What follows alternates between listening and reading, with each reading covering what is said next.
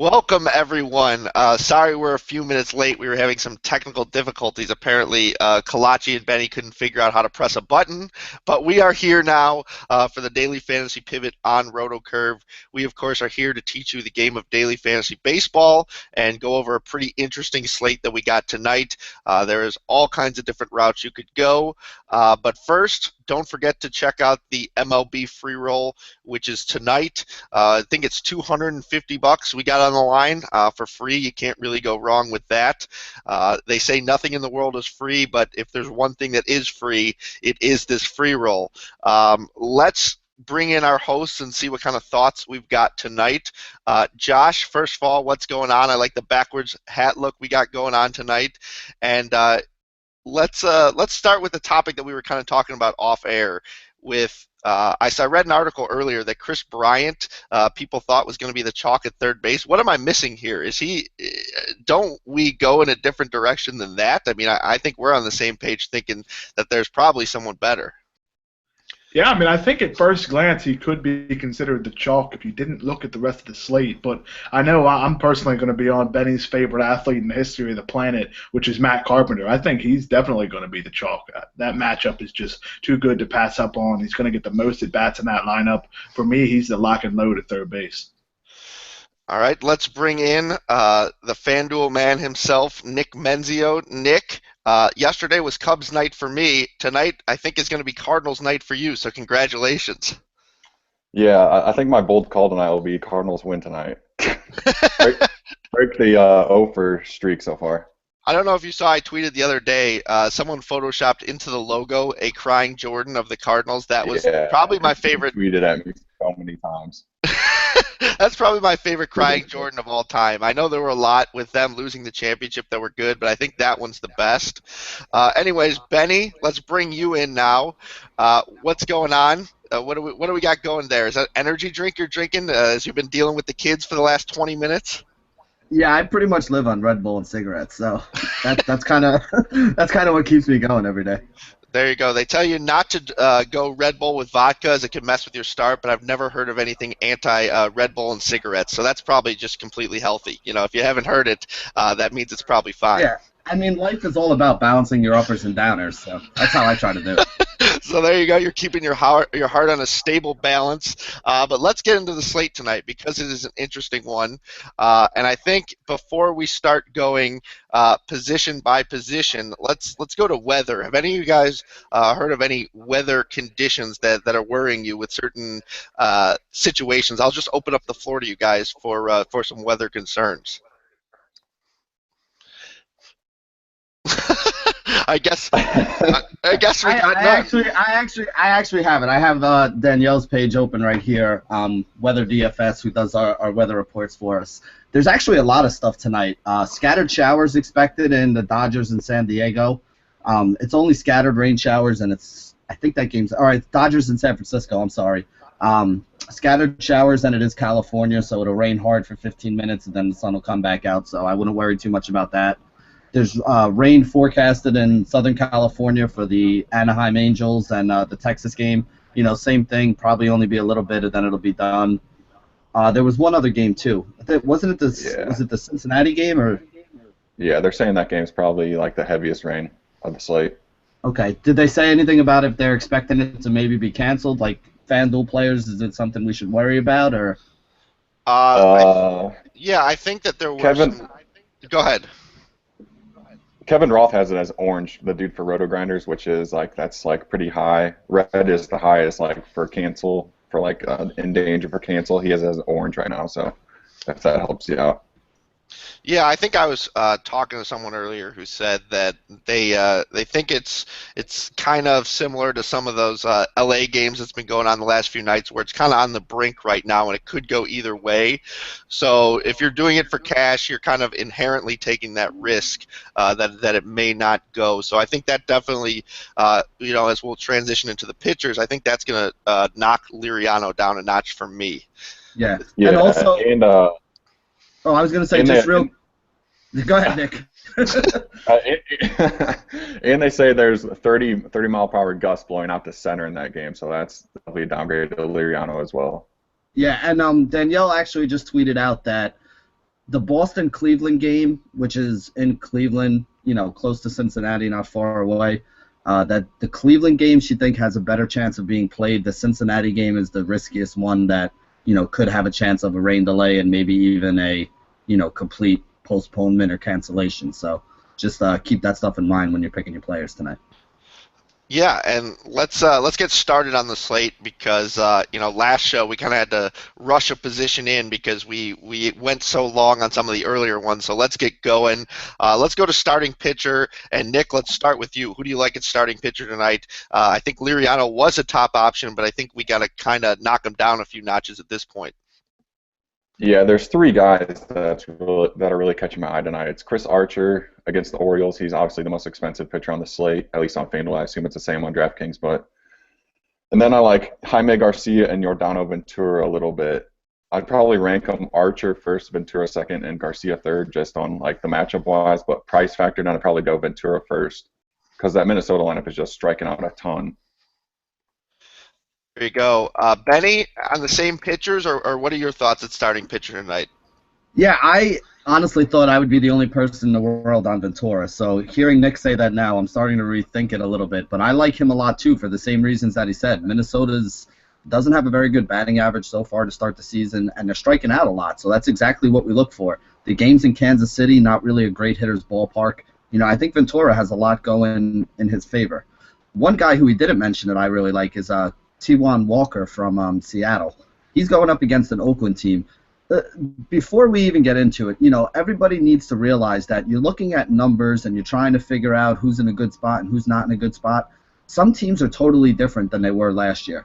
You look at that Oakland lineup, you're talking Billy Burns, Jed Lowry, Josh Reddick, who hasn't hit a lick to start the season, Danny Valencia in the 4 hole, like Billy Butler in the 5 hole. That is a horrendous lineup. So I don't know why more people aren't talking about Walker and basically any pitcher that's going up against this Oakland team.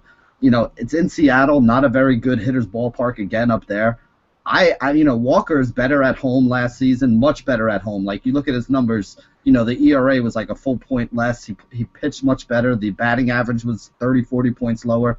I really like Walker in this game up in Seattle. So he's another guy that I'm looking at. And then my long shot play of the day, you know what, I'm actually just going to keep this for the end when we go with bold calls. I won't talk about my long shot pitch until we get to bold calls. Go ahead. There you go.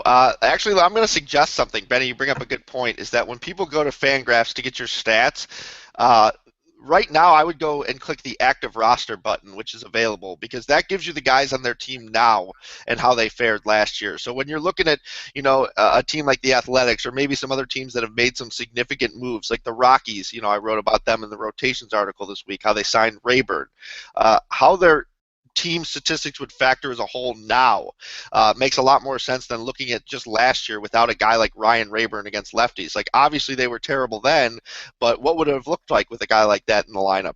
So I think that's an important part of doing the research, is clicking that active roster button on Fangraphs. And I've got a stat for you, by the way. Collacchi and I have talked about this because a certain personality on ESPN once mentioned that strikeouts are more likely in certain ballparks, including Safeco Field. And while we may think that that's false, this is an interesting statistic for Taijuan Walker, which kind of proves it to possibly be true, that on the road for his career, he struck out 7.4 batters per 9, and at home, 9.43. So over 2 batters per game more at home, which is very interesting to me. Collacchi, do you want to comment on that and maybe admit that this could be a trend, or are you just taking that one up with chance and saying it can't be a real thing? The only thing I can think of that would kind of change the ballpark, particularly how strikeout numbers are, or maybe the backdrop isn't exactly as prime as it is. I know in Philadelphia there's the green ivy behind them. Of course, in Chicago, Chase Field also has that big wall in the back that's a different color from the ball. So the only thing I can think of is maybe Safeco's backdrop is not exactly ideal, but I can't see how a particular ballpark could impact strikeouts unless it was Coors Field, where the thin air doesn't allow for movement on the ball to occur more often. Actually, can I hop in on this real quick? Because I have a theory on this as well. Yep. Some ballparks have more foul ground territory than other ones do. ballparks that don't have a lot of foul ground territory, a lot of those foul balls wind up in the seats, whereas ballparks where there's a lot of room between the baseline and the stands, basically, a lot more of those balls are caught, over on the side, like those cheap pop-ups or those ones that usually go into first or second row. So those count as outs, and they're obviously not strikeouts. So that may have something to do with it as well. I've actually thought about this before, but I've never gone in to do the research because I'm a busy person and it's really not that important to my life. But if somebody who has some free time would like to look into that, I bet you there's some kind of correlation between, the amount of foul ground territory and the amount of strikeouts somehow in some of these parks. Yeah, I think the dimensions have a little to do with it too, in terms of the length of the field, where maybe you don't think you have to be as perfect if you got some long fences behind you, and maybe you're just throwing your best stuff. I don't know, but anyways, I thought that was an interesting topic. Collacchi, let's go to you with your starters instead of talking about the safe go effect. Who do you like tonight? I assume it's a lot of the same guys. Yeah, when Nick was mentioning his pitchers, I kind of thought he stole my cheat sheet, or maybe I somehow stole his. We literally like the same guys in the exact same order. I have Archer, Yordano Ventura, and Jaime Garcia, but I do have Ventura number one because of that price. Of course, over on FanDuel, which is where Nick plays as well, you can get Ventura in, and honestly, I have a lineup here with a ton of good bats, so I really like him against the Minnesota Twins. We talked about him last year, and he's been a guy that has kind of been inconsistent in his career. He's one of my favorite pitchers, but his walk rate is just way, way, way too high. It was 10% earlier in his career, which is terrible. Last year it came down to 8.4, but that is not a rate that you want to say is very consistent or very good. The thing with Ventura, he throws in the upper 90s. He has an elite curveball. He has a ton of movement on his secondary pitches. But he can get into trouble with walks, and then all of a sudden it's a 3-0 count. There was a fastball for a strike, and then it's a 3-run home run. Kind of similar to what Trevor Bauer was like last year, but of course Ventura has a little bit more ability there. So I do like him a lot against Minnesota. We talked about Garcia earlier. Nick mentioned him against the Braves, who really struggle to hit anybody right now, especially left-handed pitching. They have a lot of the same guys from last season, and that's something I wanted to look at because they were just so bad against lefties last year. And he's actually a 150 favorite, which for a guy like him, he's not an excellent pitcher, but a good one. A 150 favorite on the money line is exactly what we want to look for, especially on FanDuel where that win means so much. Yeah, I'm of the belief that I don't really look at how heavily favored the pitchers are, because a lot of times, you're going to look at Kershaw. The question is he favored 150 or 300? I mean, he's always almost always going to be favored. So I look closer at the matchup. And I think Jaime Garcia's got the elite matchup of the night. I mean, you mentioned that Atlanta was terrible. We're talking about last in all of these categories. Now that's dead last. WOBA, weighted runs created plus, ISO, average, on-base percentage, and hard hit percentage versus lefties. So they just don't even put up a fight. Whereas I think Ventura's matchup's a little bit harder. I mean, Miguel Sano's certainly a lot more of a threat than anyone that Atlanta has. But I like both those pitchers at the top. And the only other guy that I want to add in, and this is only for purposes of fitting bats in tournaments, is Chris Tillman. I've seen a lot of people today quote Longoria and Forsythe's BVP against him, but I'm not really buying it because they're not very good hitters. I mean, both their platoon splits completely favor hitting against lefties. So I like Tillman against a Rays team that ranks, they're not quite the Braves, but way down there in terms of basically against righties as the Braves are against lefties. So I think that's a good matchup. I also want to mention that Archer will not have to deal with Adam Jones and J.J. Hardy. They're both out of the lineup. So I think those five pitchers are the ones that stand out for me, with Ventura and Garcia being my cash pitchers. Does anyone else have anything to say about pitchers? Yeah, I wanted to add real quick. I know it's a very limited sample size, but I looked at the Braves this year against lefties, and honestly, it's one of the smallest sample size you can see. But the reason I looked at it is because it kind of echoes what they did last year. They have a 208 WOBA and a 36.4 strikeout rate against lefties this year. Now, that sample size is ridiculously small, but it has shown the fact that they continue to echo what they did last season, where they just really couldn't do anything against southpaws. Yeah, there you go. We've pretty much hammered the pitcher. I mean, there's a ton of options, but I think those are the best ones tonight. So let's go to catcher. Catcher's very limited to me. So let's go to you, Collacchi, to get us started. Who do you like at the catcher position? Yeah, this is definitely a position I usually like to punt. But I find it interesting, and I know this is kind of a research technique people use in NBA. When you look at certain positions and you see that there is one guy that is just far and above the rest, usually due to positional scarcity, that guy is the number one option for you on that night. And on a night like tonight, where you don't have to spend an absurd amount of money on pitching, I think guys like Ventura or guys like Jaime Garcia can give you the need to spend a little bit more on your bats. I think this is a night to spend up on Posey. I know he's going to cost you a lot. I know he's a catcher, but I think this is one of the times that you can spend up for him because there are other options in the slate that are a little bit cheaper, and you can definitely fit them into your lineups to go well with all the other options. So for me, Buster Posey against a lefty is definitely something I want to exploit. Uh, let's go to you, Mr. Punt Catcher, Benny. Is this a punt catcher night, or are you? I mean, we seem to like those mid-tier starters. So you got some extra money.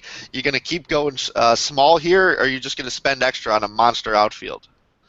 Yeah, I mean, I don't think punting with Wellington Castillo is really all that much of a punt. He's got a good matchup. Jason Hamill's horrible against right-handed bats. And not only is he bad, I won't say horrible. I think he had like a 250 batting average allowed last year. His whip was okay, but he did give up 16 home runs in 95 innings to right-handed bats. The one thing that Beef Wellington Castillo can do is hit home runs. Great hitters ballpark down there in Arizona. You know, it's not Coors Field, but it's probably the closest thing that we have to it in the National League besides it. So I'm perfectly fine going and spending. I think he's 3,200 on DraftKings for Wellington. I think this Arizona team is going to be pretty popular today. I don't like some of the other guys that a lot of other people are going to be taking, but Wellington is definitely somebody I have on my radar. Yeah, I don't think Wellington's quite punt level. I think when we're talking punt level, we're talking, the backup catchers who hit 180 levels of the world. Wellington Castillo's middle of the lineup, pretty decent hitter type guy, so that's definitely not a punt. Nick, who do you like at catcher? Are you going punt? Are you going Benny level, or are you going Collacchi level?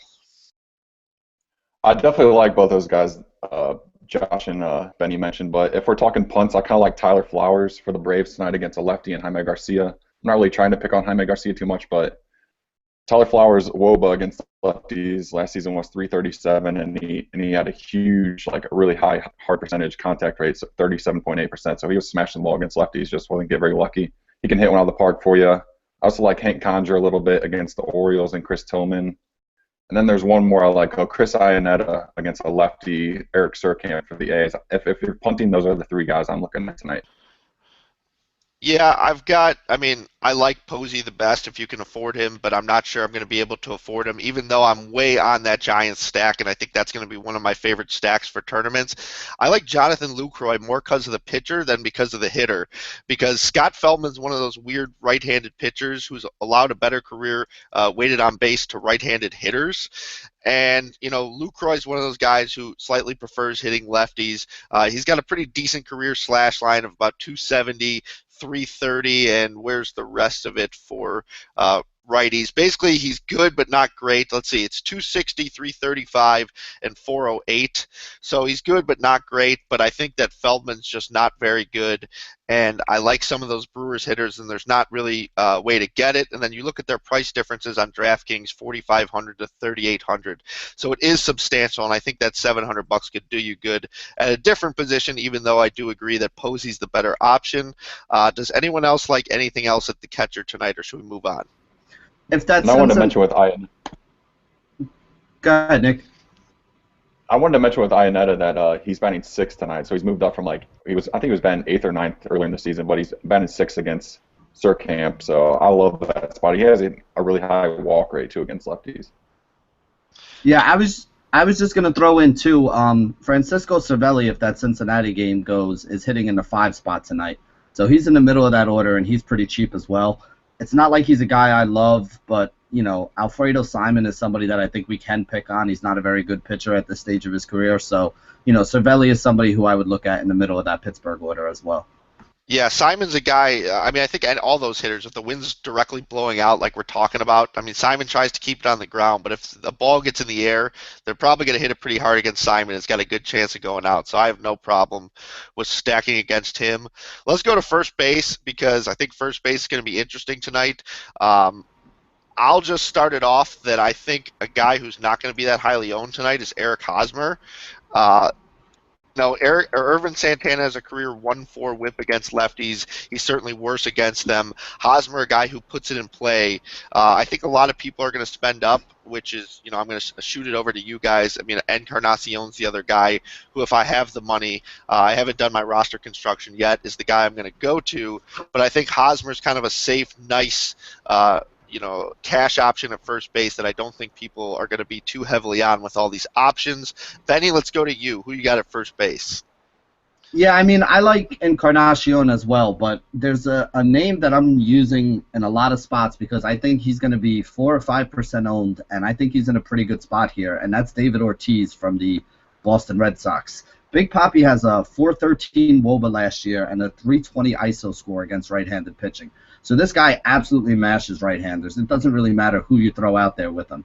I do like Stroman. He's a solid pitcher going up for Toronto. But remember, Toronto is one of the best home run hitter ballparks we have. It's the Coors Field of the American League. A lot of runs get scored there, a lot of hits there. And if this turns into a game where they get a couple runs, Papi's the guy, to me, who profiles to do the best against Stroman. So I'm going to have some shares of him for a tournament. I think Encarnacion makes a lot of sense for, your cash games because I think he's in a good spot with the matchup like Ricky talked about.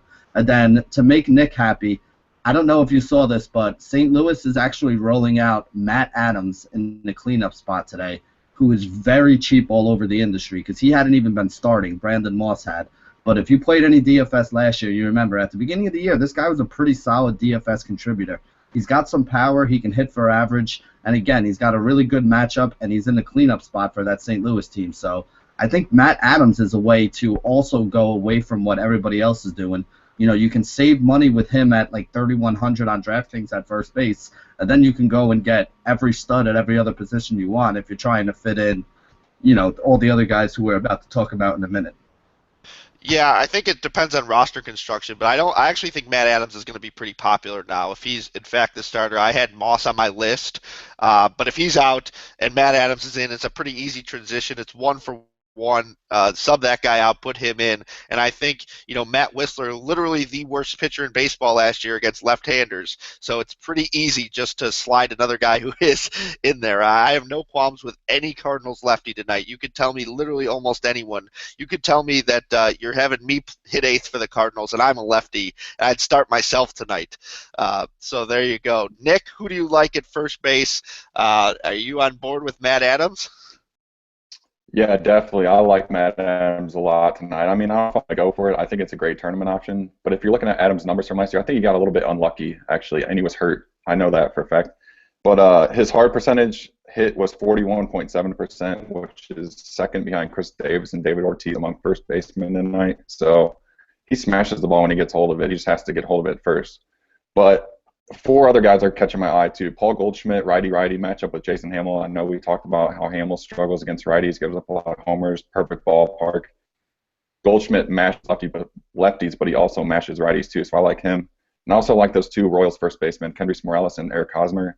Irvin Santana is god-awful against lefties, so I like those 2. And then someone else was catching my eye. I can't remember who I had on here, but Edwin Encarnacion, I think he'll be the chalk. I love him tonight, too. Joe Kelly's terrible against righties. Yeah, Joe Kelly's just terrible in general, which is really disappointing for a guy who throws so hard. I can't stand those guys because I always want to use them, and they're just so bad. I mean, like the Eovaldis and the Kellys of the world who are right up there at average fastball velocity, just can't get hitters out. It just boggles my mind. Collacchi, who do you like at first? Are you going against Joe Kelly, or you got some other ideas? Well, I'm going with a guy that I talked about the other day, and I'm just going to continue to use him, especially at his price. FanDuel really is really cheap. Is Adrian Gonzalez. I think a lot of people are going to be on Goldschmidt for good reason. A lot of people are going to be on Encarnacion, and of course, Benny mentioned David Ortiz. But Adrian Gonzalez is going against Matt Cain, who I'm surprised he got anybody out last year that was left-handed. 424 WOBA and a 612 slugging percentage allowed to lefties. That's incredible. Of course, we have Adrian Gonzalez, who is a very good hitter against both sides of the plate or from pitchers, but he's really good against righties as well. So in that lineup with Puig behind him, with Corey Seager in front of him, of course, Chase Utley is hitting the ball well, and I'm sure we'll talk about him in a little bit about second base. But the thing with Adrian Gonzalez, he's an elite talent in terms of hitting and fantasy points, but he doesn't cost that much on any site. I think he's just 3,400 on FanDuel. So for me, he's a guy I'm locking in at first base. Yeah, and the only other name I want to mention, because I think this whole lineup is worthwhile, we already mentioned Posey, but the scouting report, according to Fangraphs on Stripling, is he only ever projected as basically a fourth starter at best, but most likely a fifth starter. Now, he's got kind of swing and miss stuff. He was effective with the strikeout in preseason, but he was also giving up the home runs and some hard contact. So you look at this Giants offense, and we already mentioned Posey, who only strikes out at 9.1% of the time, so he's not likely a strikeout candidate considering he struck out the least against righties.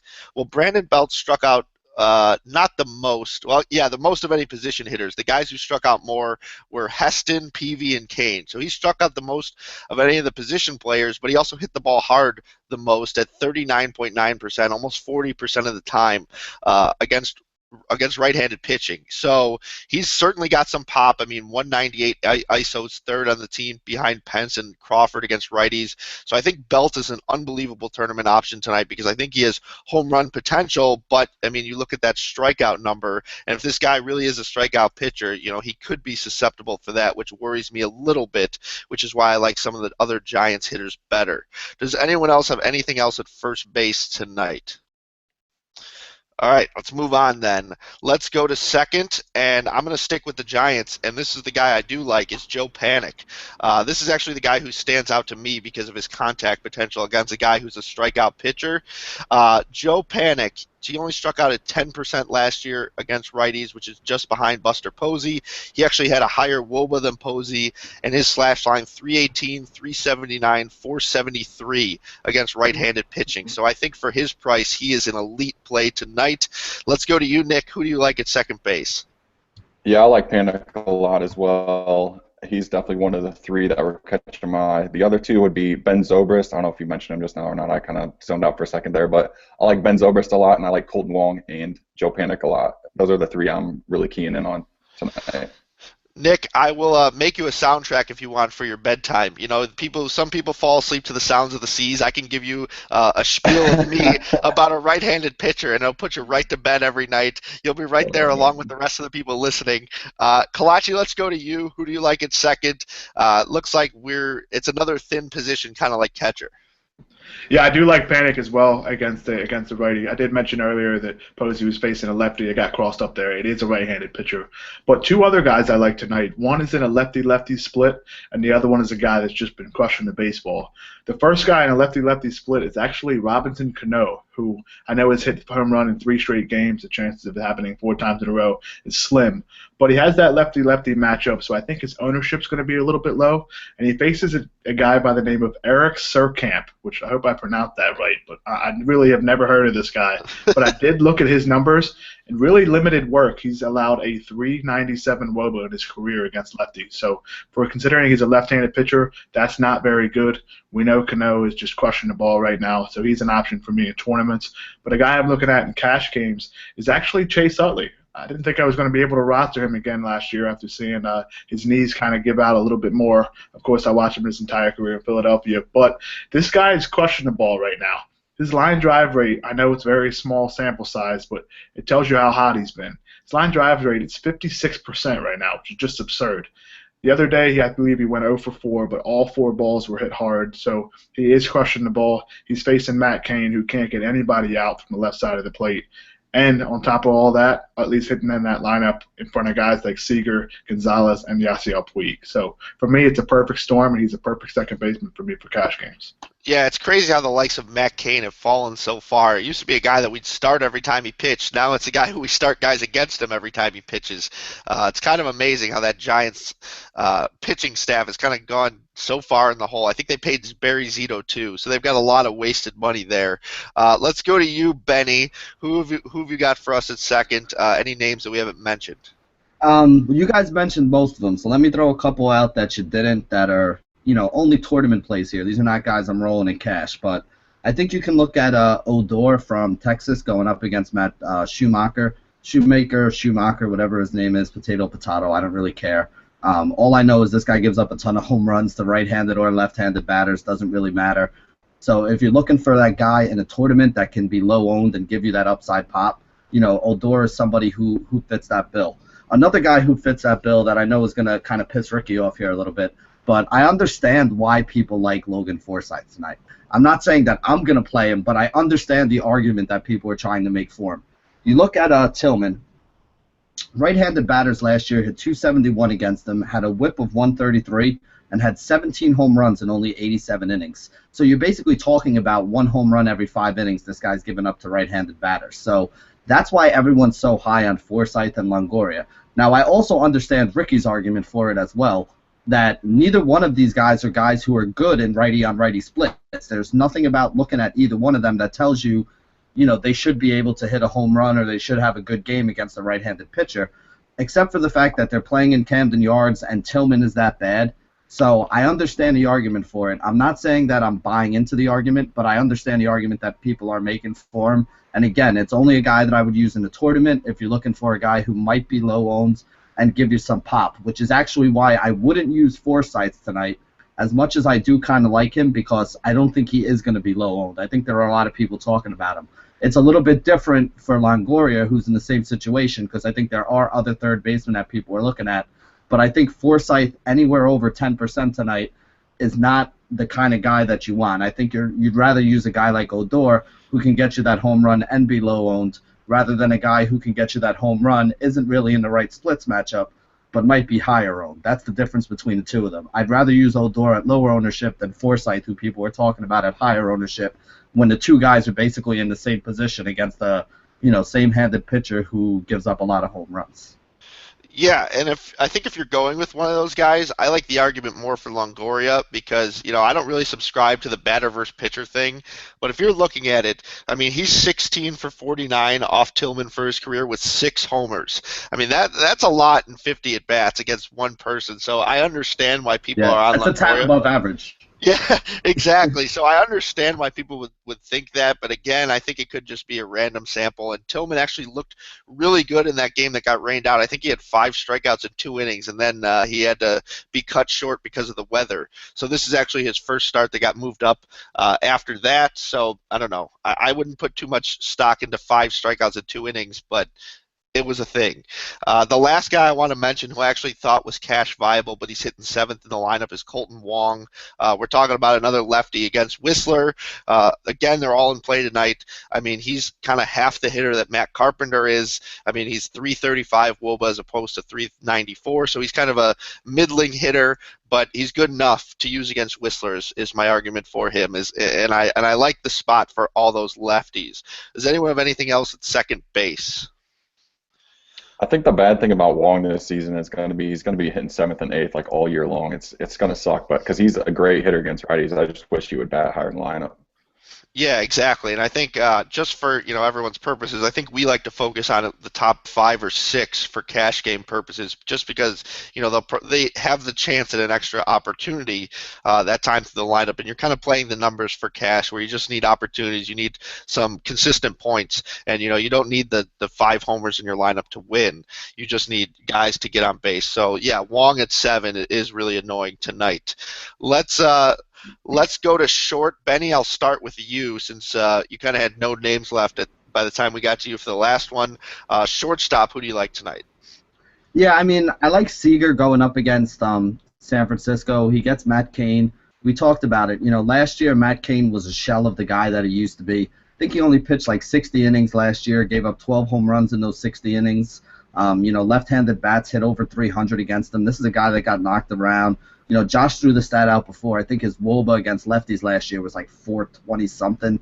They're just absolutely insane. So I think any left-handed bat on the LA Dodgers tonight is someone you want to look at. So Seager's price at 3,900 is pretty fair to me. So I like him, and I also like Tulo. I love taking all those right-handed bats. I think I really feel like last year, if I told you the Blue Jays were playing at home in a game against a pitcher who gave up a lot of home runs, you would think that everybody on the Blue Jays is going to be 50-60% owned kind of chalk. I don't feel like people are talking about it that way. It's like we almost forgot how good of a hitting ballpark Toronto is and how good of a hitting lineup that this is. Everyone's talking about the Cubs and Arizona, but for me, I mean, I had a thing last year where anytime Toronto was at home in a good matchup, even if it was just like a $3 lineup in the moonshot, I wanted to have at least one stack of Toronto. And I can tell you how many times I had a really bad night with, cash games or the rest of my tournament lineups. And that one lineup where I stacked up Toronto wound up being the thing that, got me back to even or made me a little bit of money. So anytime Toronto's at home and has a good matchup pitching-wise, I want all those guys in there. So for me, Tulo and Seager are two guys that are really high up on my list today. Yeah, I mean, typically I understand for the Cubs because they're kind of like the Blue Jays of the National League this year, to be honest. I mean, the injury to Schwarber hurts, but tonight, I mean, they're projected for the highest total, and it's against a lefty, which is, that's definitely not a lot of their platoon split favorites. Even a guy like Chris Bryant, who we'll get to, hit better against right-handers, and he's a righty himself. So I don't understand, them against a lefty as opposed to the Blue Jays against a righty, why people would flock to the Cubs. And now I know Chase Field's a good hitter's park too, but I'm with you is that I really like these Blue Jays. Let's go to you, Nick. Who do you like at shortstop? Yeah, I love Corey Seager and him in for tournaments. I like Carlos Correa a lot too, but his price has just come up so high on FanDuel. He's 5,000. He's the second highest price position player. I mean, with good reason, and he's in a great spot tonight against Chase Anderson, who doesn't miss bats, and a great hitter's park. I love Correa if you can fit him, but I think Seager is going to be the guy for cash tonight. But for tournaments, I like Brad Miller a little bit if you're going to take a swing at someone that can poke one out of the yard, but he hasn't been doing it for me this year. Every time I've used him, I think he's gotten me a 0, so it's kind of hard to go back to him, but I like him a little bit as well. Well, I think he's 0 for 10 this year, so yeah, he definitely would be on that 0 train so far. I was trying to think. I was looking at it yesterday, who the guys that were 0 for to start the season, but he was on that top of that list. Collacchi, who do you like at short for tonight? I know it sounds like we're beating a dead horse here, but Corey Seager, again, as a lefty against Matt Cain. But I wanted to touch on Tulowitzki. Like Nick said, on FanDuel, Carlos Correa is $5,000, which basically is just too much unless you really think he's going to have a home run and a couple other things as well. But at $1,600 less, you can get Troy Tulowitzki at home in Toronto against Joe Kelly. So to me, that $1,600 difference is huge. That's the difference between actually Yordano Ventura and or Jaime Garcia and a guy like Chris Archer. So $1,600 more, you can get Tulowitzki over Correa. Tulo is hitting fifth now. I know last year he hit a lot of second and some third, but still in that lineup, at fifth overall or fifth in the order, $3,400 is just not too high of a price for me. I think I gotta keep plugging him in on FanDuel until he gets to 4,000. He's worth it. Yeah, and I just want to get to some names that we haven't mentioned. Obviously, Seager is the diamond in the rough at this position, but Ketel Marte's hitting second against the lefty in Eric Surkamp, who we know isn't very good. And Ketel Marte at the end of last year was kind of like the American League version of Cesar Hernandez, where he was just getting it done every single night. So when he's hitting second, which most of the time will be against a lefty, I certainly have some interest in him. And the other thing I want to say is that Reds game, if the wind is blowing out, they've got two guys who qualify at shortstop on DraftKings, and they're hitting 1 and 2 in the lineup. And now I know Liriano's not a guy that we necessarily want to target against, but if the weather conditions are not in his favor, we definitely can. And when you look at this team, I mean, Suarez and where's Cozart? And Cozart were 2 of the top 5 in terms of weighted on base last year against lefties. Now, neither of them were anything special, but, you know, if they've got the wind blowing out at 20 miles an hour, then maybe we've got like a Coors Field type effect, and they're at the top of the lineup, so they're at least worth a shot. You know, Seager obviously going to be the chalk, so if you want to pivot to something else, I think they are actually a pretty interesting option. Does anyone have anything else to say about shortstop? Yeah, we didn't mention Gene Segura, who's been pretty good to start the season at the top of that lineup for Arizona. We talked all day about Hamels, and struggling against righty and giving up some home runs. And if you remember, last year he had a very down year, but I think it was either 2 years ago or 3 years ago. The season he put together for Milwaukee, he hit like over 300. I think he was close to like a 20-20 guy. So he's got some pop, he's got some speed. He's still in a good hitter's ballpark. Milwaukee's a good hitter's ballpark, but so is Arizona as well. And, again, we talked about it. Hamel against righties. We're talking about taking Castillo. We're talking about taking Goldie. This is the other right-handed bat up at the top of that order. So I think he's somebody that's a play as well. Agreed. I agree with you. Segura's been hot, and he had 2 homers yesterday, although one of them was because of what's probably going to be a torn ACL for Kyle Schwarber, who kind of fell all over himself. That was ugly. But yes, Segura hot and at the top of the lineup, so I'm in for him. Let's move to third base. We've kind of already talked about it. I think Matt Carpenter is the best overall play for cash games on this slate tonight. The worst pitcher against left-handers, against one of the best hitters against righties. We've mentioned him on the last show, how he was just a lock and load every time in a matchup like this last year. I really don't understand why you would go any other direction in cash, because this matchup is just so good. So let's go to you, Nick. What are you doing at third base? Yeah, for cash, two names are sticking on it. It's Matt Carpenter, like you just mentioned. I won't touch any more on that. But lefty versus righty, perfect spot. And then Josh Donaldson. Everyone talks about him against lefties, but this dude crushes righties too. His WOBA was 390 last year against righties, 256 ISO, 149 weighted runs created plus, and a 36% hard hit rate. I mean, this dude just matches whoever on the mound. And Joe Kelly, like we talked about, is just awful. So that Toronto stack looks amazing tonight.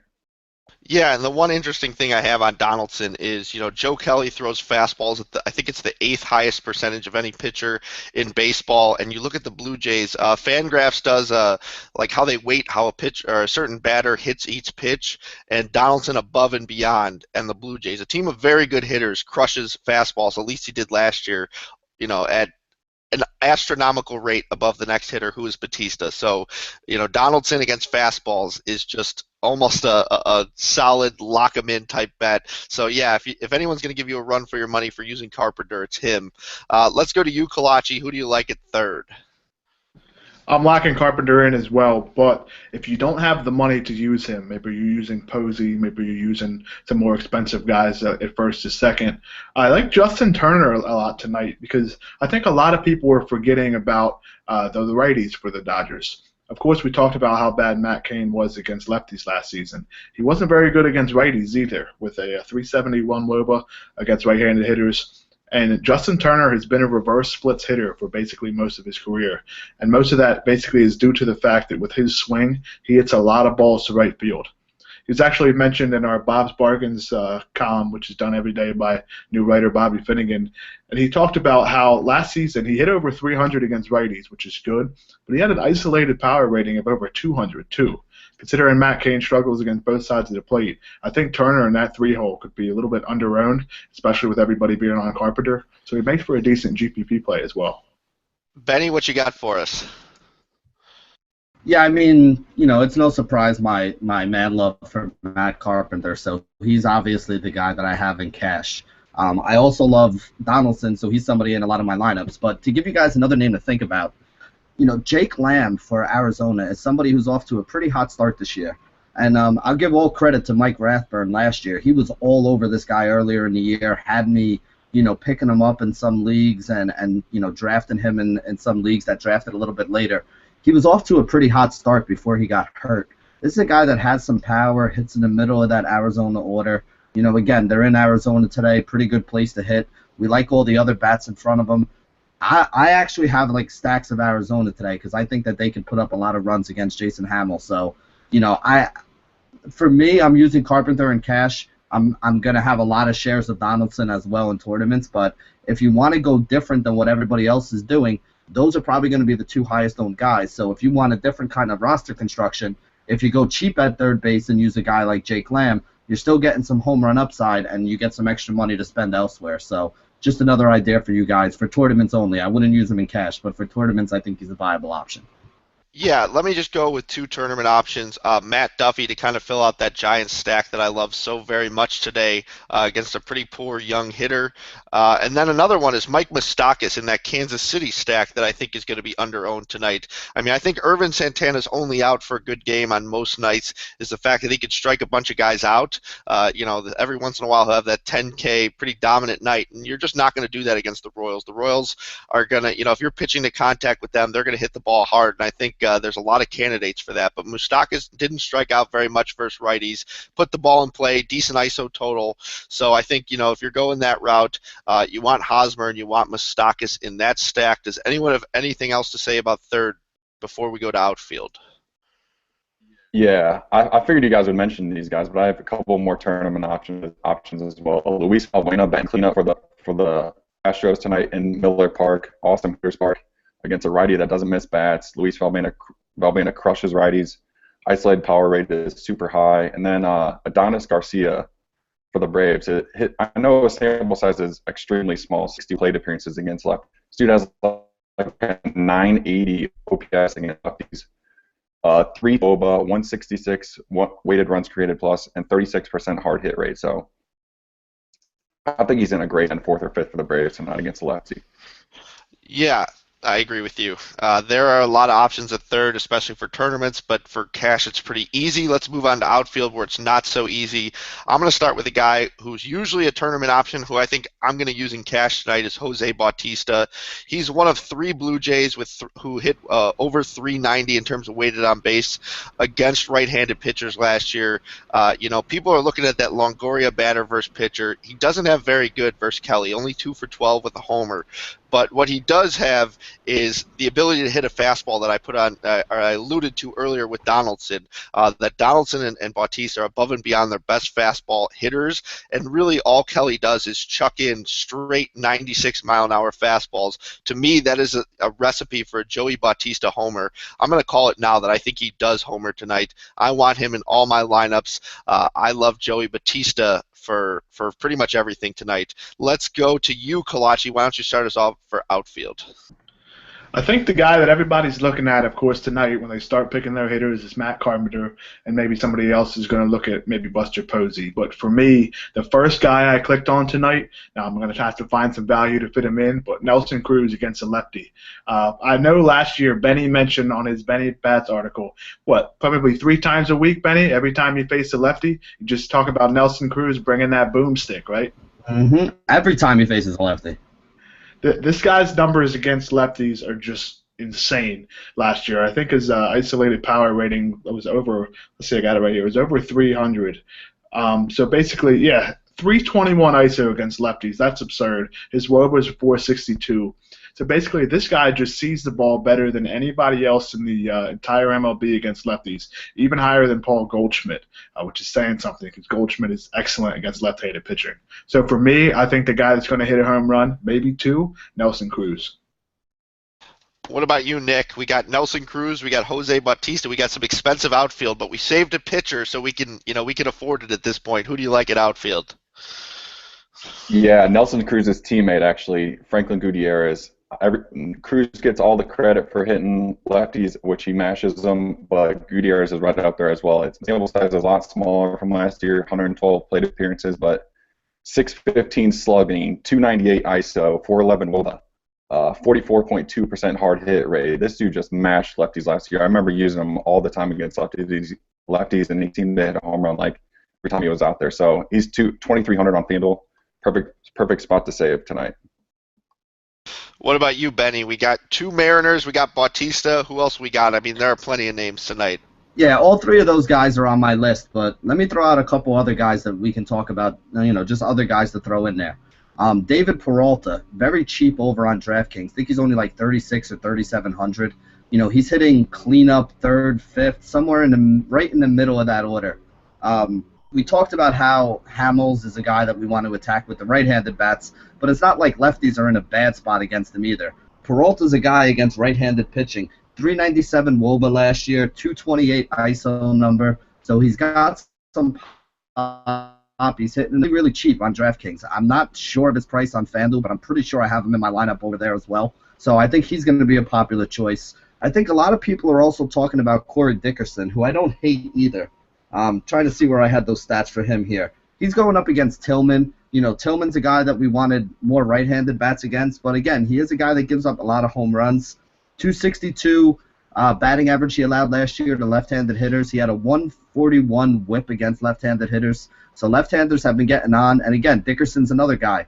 Pretty cheap, 3,600 on DraftKings. Going to be batting cleanup in the middle of the order, so has a chance for a home run in Baltimore, a good hitter's park. I take his advanced metrics, the WOBA and the ISO and all that stuff with a little bit of a grain of salt because he did play in Coors Field for the better part of his career. So I want to see how he does outside of Coors Field. But again, Baltimore's a pretty good hitter's ballpark as well, so it's not a huge downgrade from Coors. So I think Dickerson is somebody as well. And then the last guy I want to talk about is actually Ryan Braun. Braun has a matchup against Feldman of Houston. He's in a pretty good spot. Feldman was bad against both left and right-handed batters, and I think he actually even allowed right-handers. I think he was actually worse against right-handed hitters, so that's a pretty good spot for Braun.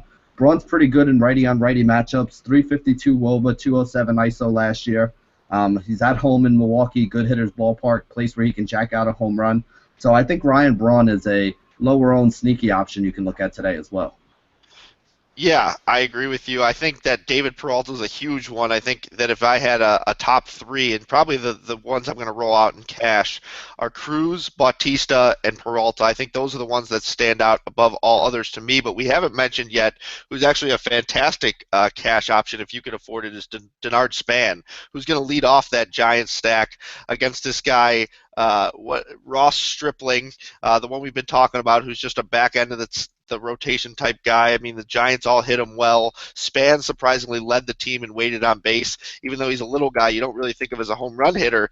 He is a pretty darn good hitter against righties, so I think he's viable. And the other guy who I think is really sneaky for tournaments, and I mean, I think a lot of people, if you use the Blue Jays stack, are going to use him, but how about Michael Saunders, who's kind of, quietly a five-tool type guy? I don't necessarily think his stolen base potential is so high against Ryan Hanigan tonight, but I do like the potential against Joe Kelly, and Saunders does have the ability to hit one out. And I think everyone's going to be talking about, Encarnacion, Bautista, those guys, but I think Saunders is a nice little player. And, against right-handed pitchers, it's mostly going to be him with Colabello against lefties. So I think a lot of times against righties, you could go with the lefty Saunders, who could provide, not only a sneaky source of homers, but he's obviously going to score runs in a lineup that produces a ton of them. Does anyone have anything else to say at outfield? Yeah, we didn't. Everybody got something else to say. There was a chorus. Let's start with you, Josh. The other guy I was looking at, of course, is David Peralta. He's going to be in my cash lineup. But one of the things I do each day is I look between FanDuel and DraftKings and see if I can find anybody that is just at a big discount. The guy I found today, and the Cubs lineup is not out yet, but if he starts, I think he's an excellent GPP play in Jorge Soler. He has good power against left-handed pitching. That's exactly what he's going to see today against Robbie Ray. And on FanDuel, he's just 2,600. So that's not a price that you're going to have to move some things around. He could be a viable punt. He does have power, and with Schwarber out, I think he's the guy to slide in and play the outfield there. All right, let's go to you, Nick. Yeah, I just want to say I love that Michael Saunders call that you made. I was talking about him, but you covered it pretty much there. But a couple other guys I like are Mitch Moreland and Shin-Soo Choo against Matt Shoemaker. We haven't talked about him really at all, but extreme fly ball pitcher. He gave up a ton of home runs last year. I think those two guys at the top lineup and the middle lineup are in great spots as well. All right, Benny, let's go to you. The final member of the chorus. Go ahead. Yeah, so, we're all pretty deep into the daily fantasy world and the analytics and the numbers and everything else. And not one of us mentioned the best player in baseball, in my opinion, tonight. And that's Mike Trout. Now, if everybody's going to be all over Nelson Cruz, and that's going to be the guy that people are paying up for, Trout going up against A.J. Griffin, who was last seen in 2014 against as a pitcher for the Oakland Athletics, and he was actually pretty solid. He gave up a batting average of only around 220 to each side of the plate. That's pretty good. But the underlying number that really has me looking at Trout tonight, he gave up 36 home runs in 200 innings pitched. So that's a pretty big number of home runs right there. We're talking like one every 5 innings at that point. Probably like a little bit less than one every 6 innings. So about one every 5.5 innings. So you have Trout with a 408 WOBA, 292 ISO number against right-handed pitching.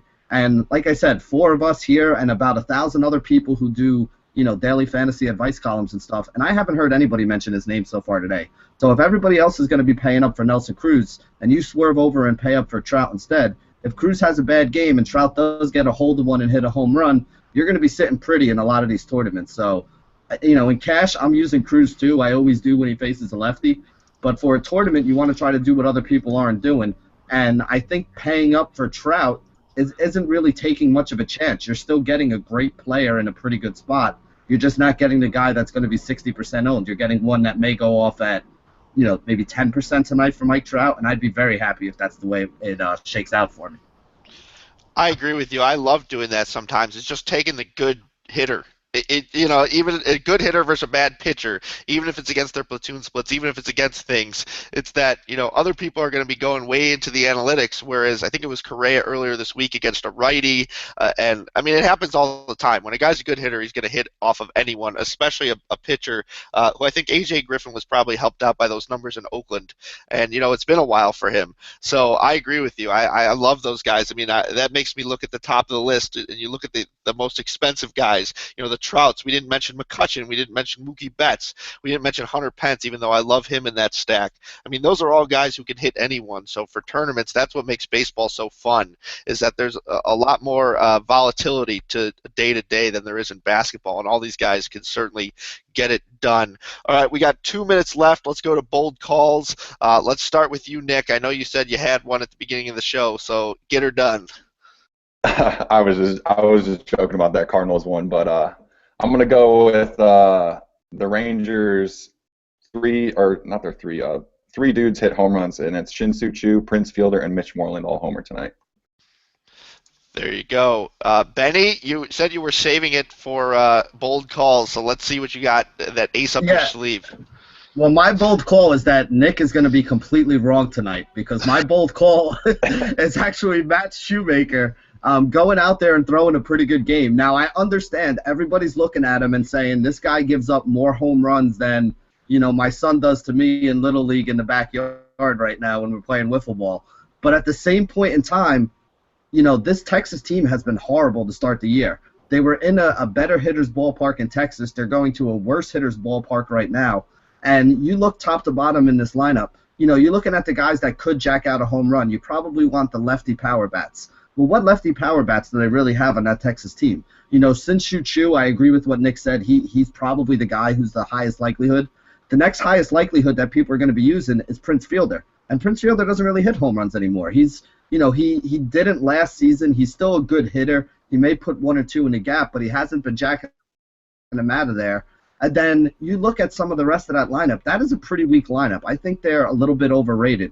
Adrian Beltre is not the player that he was, and he always starts slow. At the end of the year, he starts banging out home runs, and his numbers wind up looking good. But he's a notorious slow starter almost year after year. So right now, what I like to do is I like to look at the team stats and see which guys or which teams are striking out the most and are not hitting. So you look at which teams have the lowest batting average and the most strikeouts through the first week of the season so far, and Texas is right up there on the top of the list. So I think that it's a sneaky spot for a tournament. Definitely not something I'm going to do in cash, but for a tournament, you can take a very, very cheap Matt Shoemaker on your roster, and if he does happen to get you 6 innings of 6 strikeouts and only 1 or 2 runs, you're going to be able to get any bats that you want in there, and you're probably going to walk away with a pretty high cash in the GPP tonight. There you go. We should start having some show bets so someone can lose something when one of their bold calls go wrong. We'll have to figure out at a later date what that is. Maybe one of you broadcasts an address or with no shirt, or we got to figure something good out. I think those are 2 pretty. I got brutal. a good one. Go ahead. I got a good one for today. You were talking about your balls idea before the show. I think the loser has to buy the winner a pack of that ball stuff that Nick and I both said we wanted. All right, let's give some backstory. Straight out of college, there was a company that used to advertise for Howard Stern called Fresh Balls.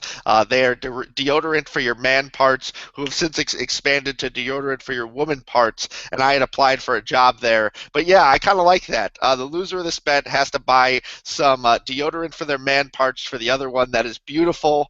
Collacchi, who does not put deodorant on his man parts, what do you got for us for your bold call? I don't know how I'm following that up. There's no way. My bold call tonight is going to be a guy under 1% owned, leading off against a lefty with 2 hits and 2 stolen bases. Nori Aoki leading off for the Seattle Mariners.